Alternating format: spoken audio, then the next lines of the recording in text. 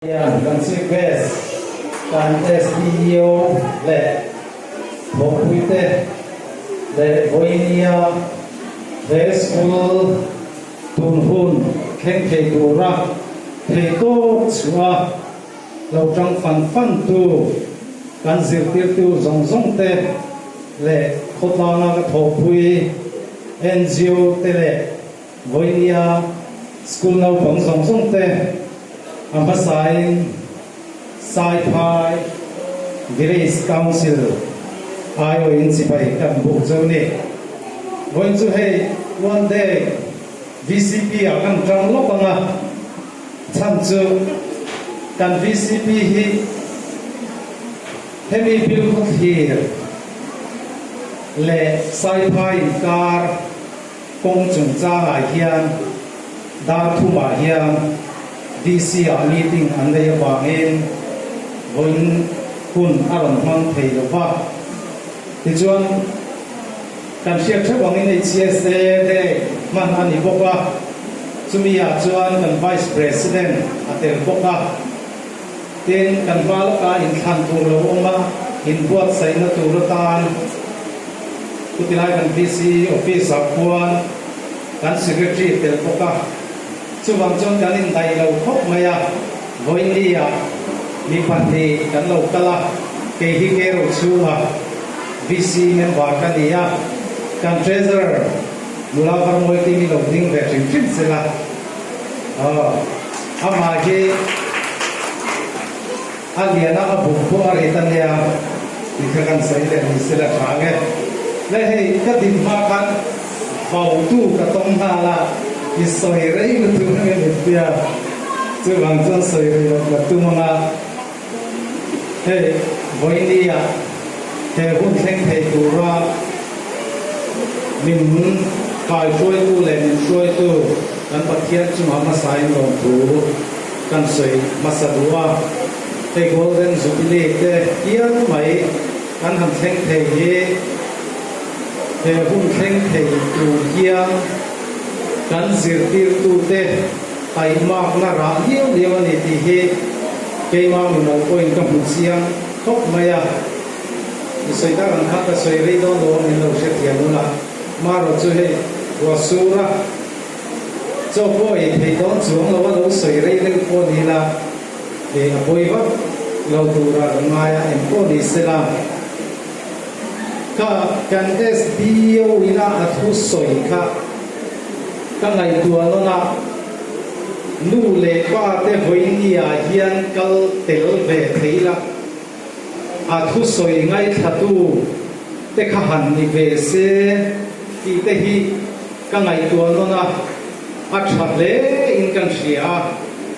nu lệ qua mo phur na tam tak awama a le la ma nau pang tam zo kan ia voinia nu le pa ten tel lo we ro hi chu angai khatu tur dik takin hangai tha selang chon kan lo pui via win kan ringa le hei khotlang kai hoi thil po han soi ka duwa ma ro chu kun na liam duak to chu wang chon ka soi lo mai anga chu ti ruala ka soi du pakhat chu hei kum lo ka khian purawate an pension dona ni in ka lo sia ka se suan an chu ka se lo ba tin hei tuna kan headmaster ni lai te hi in son turang re te hian ka lo sia hei kan school hi bai vai takin kan om chun zo mang te hi ka da ba ke chu wang chuan kan SDO po hian in lo sia sak sela chu tiang khen po ni sela thei to pa he school mangai chunga ma min la chun zom sak zel turin kan ngen duwa tuna thok tu te he mi tha tak mi fel tak kan dia he school tan hian thanen mai takin thei to pan lo chuwa tun hi kan theng the ni ti hi achiang le kan sia soi tur tam tak awma chu ti rual ne ro chuan nau pang te trong kam li khat le ka fuina kan soi du chu zirna tel lo hian ma son na tuan ding om thei lo ti hi hriau la ka du voinia hian engwanga school kal nge kan ni engwanga hetilai ni dina le khazir nge kan ni nu le pa ten thei to pin asur sanuaya helaya school kan kal thei lo kan kal thei na turin na an thoka chuwang chuan kan nu le pa te thorim na ra ka tu na hian kan seng chho mek zela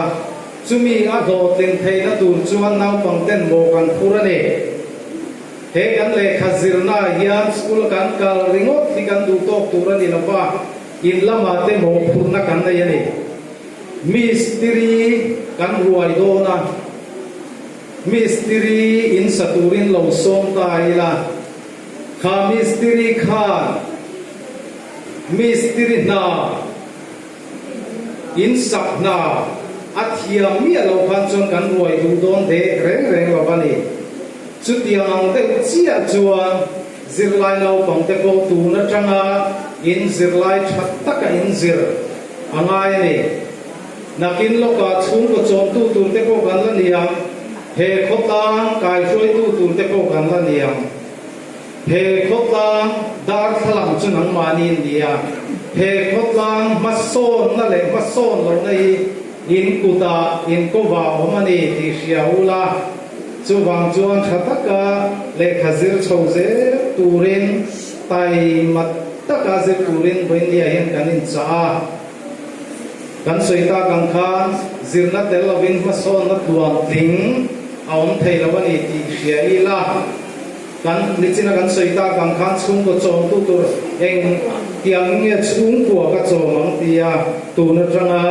kan rilu le ngai ko na kan se a thome le tikhan ka du tok mai anga